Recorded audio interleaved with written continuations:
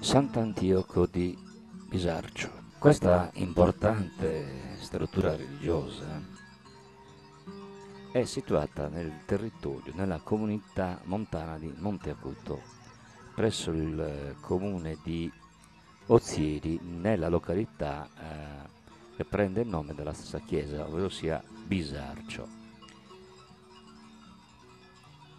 La denominazione attuale è quella di Sant'Antioco di Bisarcio e trattasi di una cattedrale, di una basilica con asse longitudinale.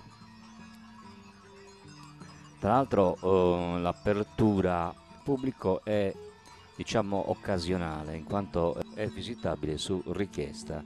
La sua organizzazione piantistica è pianta basilicale, altre navate con abside semicircolari orientate. E le murature sono a doppio paramento in conci squadrati di tracchite. La copertura è a capriate nella navata centrale e a crociera in quelle laterali. Possiamo notare all'esterno della chiesa resti del palazzo vescovile. Ricordiamo che trattasi proprio di una cattedrale, edifici collegati con forme e elementi decorativi a capitelli. Un antico sentiero, un'antica rotta che da Castrum Bisarcio portava sino all'area del Coghinas, all'area di Tula.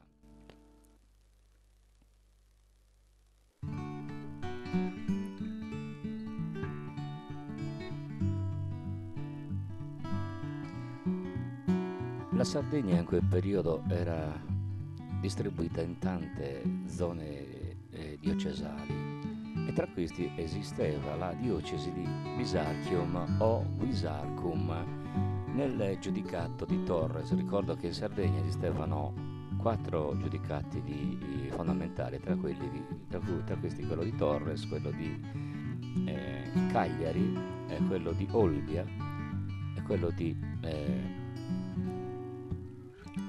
Oristano, di Arborea.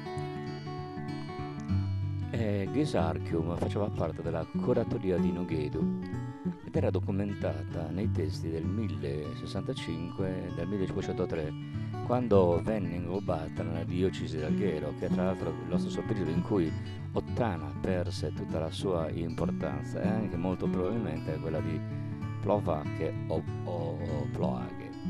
La prima cattedrale e la prima struttura quindi della chiesa fu costruita nella seconda metà dell'undicesimo secolo, come tante altre chiese sarde del resto, e dopo essere stata danneggiata da un incendio che anche viene menzionato in un testo molto importante che è Ardarensis Episcopus, eh, perché ha a che fare, strettamente a che fare con la diocesi di Ardara, che un tempo era addirittura considerata come capitale giudicale.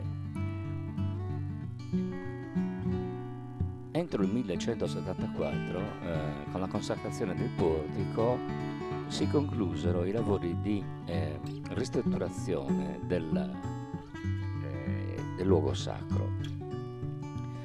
Per quanto riguarda l'abitato medievale di Bisarcio, ci sono solo delle rimanenze, dei resti.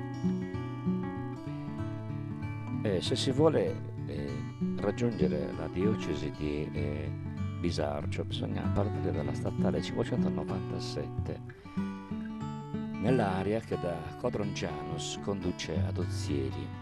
Il sito sorge su una collinetta, tra l'altro è anche anticipato da tutta una serie di teorie di scale molto ben costruite.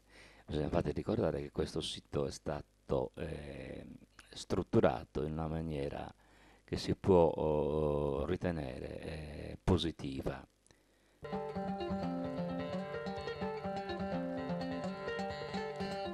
Il portico è addossato alla facciata ed è ispirato a modelli francesi.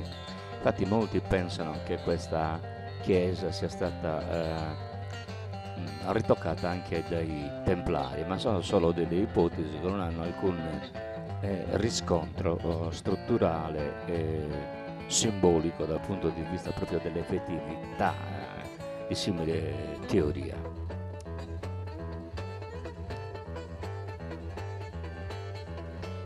Dal nord-est si accede all'interno della chiesa a 3 navate che sono divise da colonne e con abside semicircolare orientata.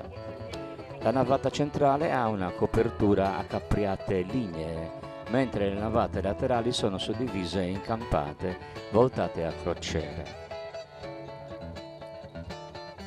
La chiesa è abbellita da una torre campanaria, anche se attualmente mozza in seguito ad un crollo che avvenne in epoca tarda. Questa torre è ornata da lesene ed archetti pensili che scandiscono anche i fianchi e prospetto absidale della struttura ecclesiastica.